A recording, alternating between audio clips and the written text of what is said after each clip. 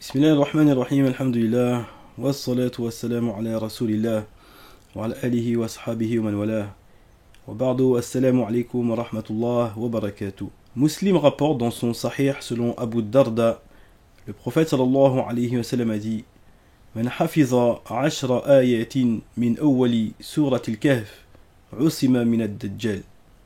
Celui qui apprend 10 premiers versets de la sourate La Caverne sera protégé de l'antéchrist, le faux messie, Ad-Dajjal. وفي رواية من آخر سورة الكهف. Et dans une version il dit celui qui apprend 10 versets de la fin de la sourate La Caverne. Donc Ad-Dajjal, comme il est venu dans le hadith d'Abu Umama, il nous a dit Nabi sallallahu alayhi wa sallam: لم تكن فتنة في الأرض منذ ذرأ الله ذرية آدم أعظم من فتنة الدجال. Il n'y a pas eu une épreuve depuis qu'Allah subhanahu wa ta'ala a créé Adam plus forte et plus terrible que l'épreuve de Ad-Dajjal. وإن الله لم يبعث نبيا إلا حذر أمته الدجال. Et Allah n'a pas envoyé un prophète sans qu'il ait mis sa communauté en garde contre Ad-Dajjal. وأنا آخر الأنبياء وأنتم آخر الأمم. Et je suis le dernier des prophètes et vous êtes la dernière des communautés. وهو خارج فيكم لا محالة. Et il va sortir parmi vous, nul doute sur cela. Et ensuite, le prophète sallallahu alayhi wa sallam nous a donné quelques-unes de ses descriptions. Il nous a dit: سأصفه لكم صفة لم يصفها إياه نبي قبلي إنه يبدأ فيقول أنا نبي. Il a dit, au début, il va se faire passer pour un prophète. ولا نبي بعدي. Il n'y a pas de prophète après moi. ثم يثني فيقول أنا ربكم. Et ensuite il va dire, je suis votre Seigneur. ولا ترون ربكم حتى تموتوا. Et vous ne verrez pas votre Seigneur jusqu'à ce que vous retourniez à lui, que vous mouriez. وإنه أعوار وإن ربكم ليس بأعوار. Et il est borgne, alors que votre Seigneur n'est pas borgne. Allah, il est parfait et majestueux. وإنه مكتوب بين عينيه كافر يقرأه كل مؤمن كاتب أو غير كاتب. Et il y a inscrit entre ses yeux mécréant. Et cela pourra être lu par tout croyant, qu'il sache lire ou qu'il ne sache pas lire. وإن من فتنته أن معه جنة ونارا فناره جنة وجنته نار. Et parmi son épreuve, c'est qu'il aura avec lui un paradis et un enfer. Et en vérité, son enfer c'est le paradis, et son paradis est un enfer. فمن ابتلي بناره فليستغيث بالله وليقرأ فواتح الكهف فتكون عليه بردا وسلاما كما كانت النار على إبراهيم. Celui qui est éprouvé par son feu, alors qu'il cherche refuge auprès d'Allah, et qu'il lise les premiers versets de la sourate Al-Kahf, et ils seront pour lui une source de paix et de fraîcheur, comme l'était le feu pour Ibrahim. وإن من فتنته أن يقول لأعرابي أرأيت إن بعثت لك أباك وأمك أتشهد أني ربك. Et parmi son épreuve, c'est qu'il va dire à un bédouin: vois-tu, si je fais ressusciter ton père et ta mère, est-ce que tu attestes que je suis ton Seigneur? فيقول نعم. Donc le bédouin il va dire bien sûr. فيتمثل له شيطانان في صورة أبيه وأمه فيقولان يا بني اتبع فإنه ربك. Et là, il va y avoir deux diables qui vont prendre l'apparence de son père et de sa mère. Ils vont dire: oh mon fils, suis-le, certes il est ton Seigneur. وإن من فتنته أن يسلط على نفس واحدة فيقتلها وينشرها بالمنشار حتى يلقى شقتين ثم يقول انظروا إلى عبدي هذا فإني أبعثه الآن ثم يزعم أن له ربا غيري فيبعثه الله. Donc il dit parmi son épreuve, c'est qu'il va tuer quelqu'un et qu'il va le couper en deux avec une scie. Et ensuite, il va dire: regardez mon serviteur, eh bien je vais le faire ressusciter maintenant. Et ensuite il prétendra qu'il a un autre Seigneur que moi. Et Allah le fera ressusciter. ويقول له الخبيث من ربك فيقول ربي الله وأنت عدو الله أنت الدجال والله ما كنت بعد أشد بصيرة بك مني اليوم. Et il va lui dire, qui est ton Seigneur? Et la personne va dire, mon Seigneur est Allah, et tu es l'ennemi d'Allah, et certes tu es le Dajjal, l'antéchrist, le faux Messie. Par Allah, je n'étais pas aussi clairvoyant qu'aujourd'hui à ton sujet. وَإِنَّ مِنْ فِتْنَتِهِ أَنْ يَأْمُرَ السَّمَاءَ أَنْ تُمْطِرَ فَتُمْطِرَ وَيَأْمُرَ الْأَرْضَ أَنْ تُنْبِتَ فَتُنْبِتَ. Et parmi son épreuve, c'est qu'il va ordonner au ciel de pleuvoir et la pluie va tomber. Il va ordonner à la terre de faire pousser la végétation et la végétation va pousser. وَإِنَّ مِنْ فِتْنَتِهِ أَنْ يَمُرَّ بِالْحَيِّ فَيُكَذِّبُونَهُ فَلَا تَبْقَ لَهُمْ سَائِمَةٌ إِلَّا هَلَكَتْ.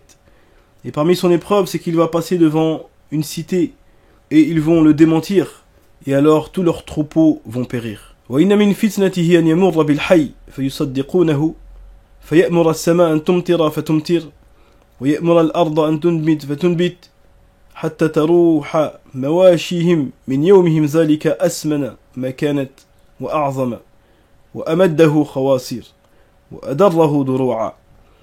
Et parmi son épreuve, c'est qu'il va passer devant une autre cité et ils vont le croire.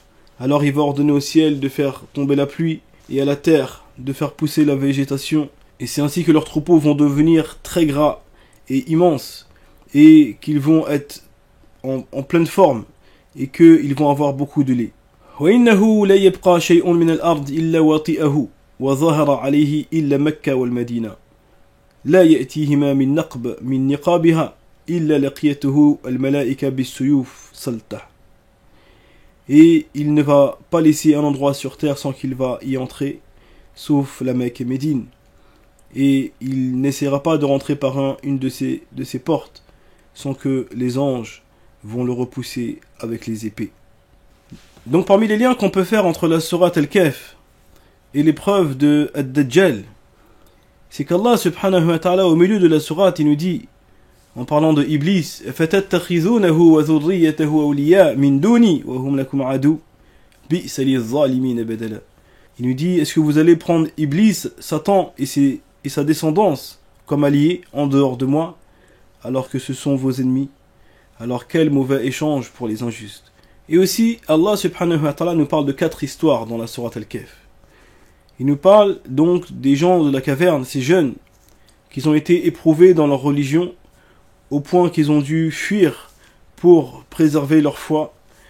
Et ici, il y a beaucoup de sagesse, puisque ce sera exactement la même chose avec Ad-Dajjal. Quand il va venir, il ne va laisser aucun endroit sur terre sans y entrer et sans éprouver ces gens.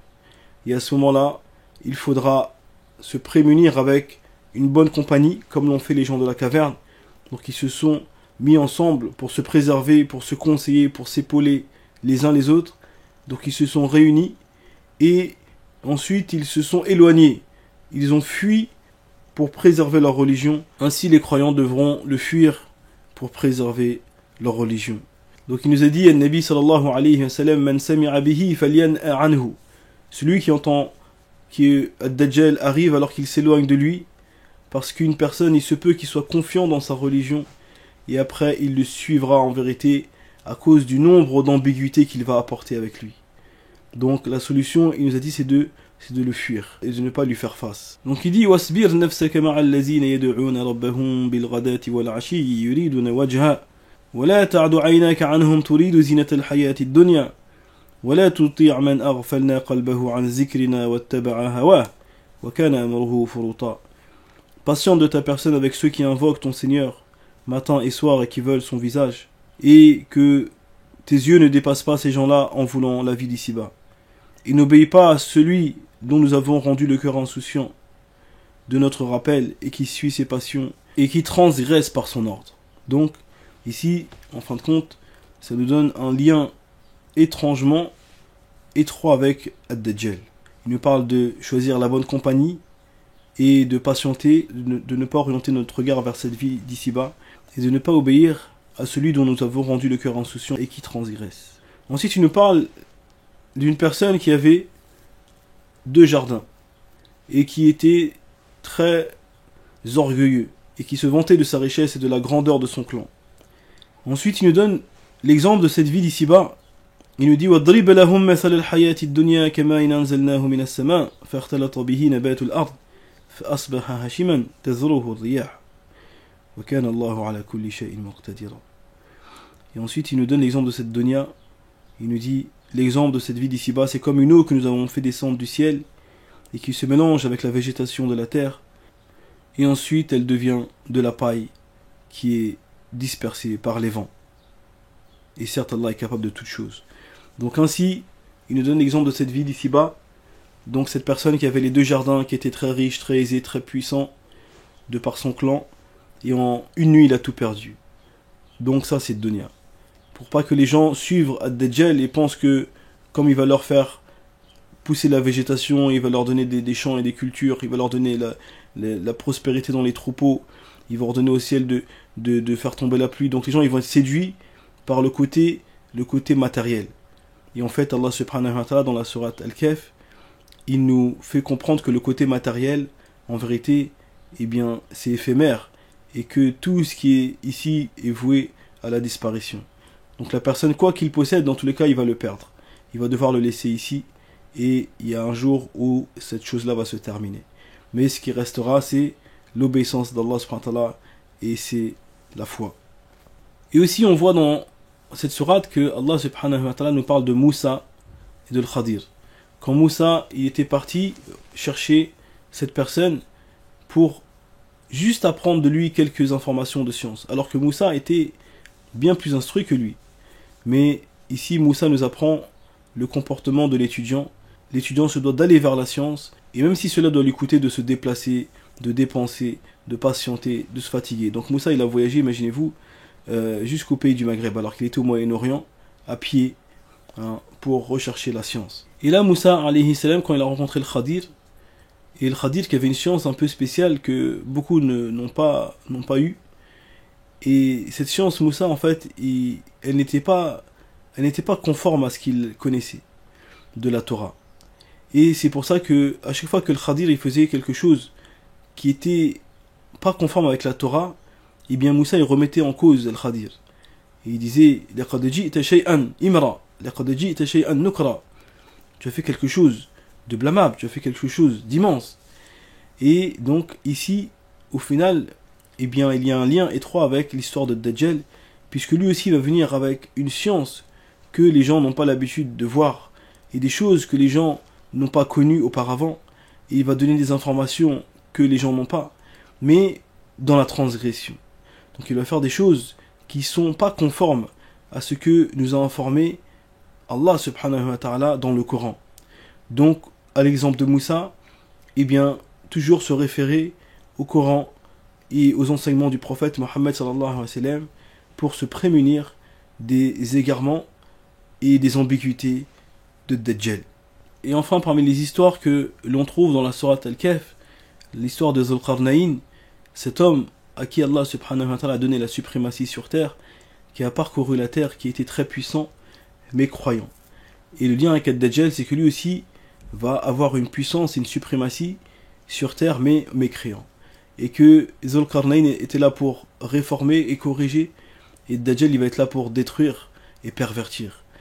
Et ici, personne n'a pu faire face à Zulqarnayn de par cette suprématie, et ainsi personne ne pourra s'opposer et faire face à Ad-Dajjal jusqu'à ce que descende le prophète Isa alayhi salam, Jésus.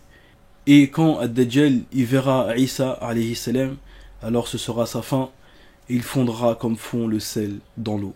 Et à ce moment-là, donc cette suprématie s'arrêtera par la venue de Isa alayhi salam. Donc vous voyez ici que la sourate Al-Kahf est très utile, et il y a beaucoup de sagesse profitable pour se préserver de la plus grande épreuve qu'il y aura depuis l'histoire de la création de Adam alayhi salam. Donc je vous recommande vivement de la lire tous les vendredis, déjà pour la méditer, et donc c'est une protection, et aussi de mémoriser les 10 premiers versets et les 10 derniers versets pour que, Inch'Allah, Allah subhanahu wa ta'ala nous protège de cette fitna.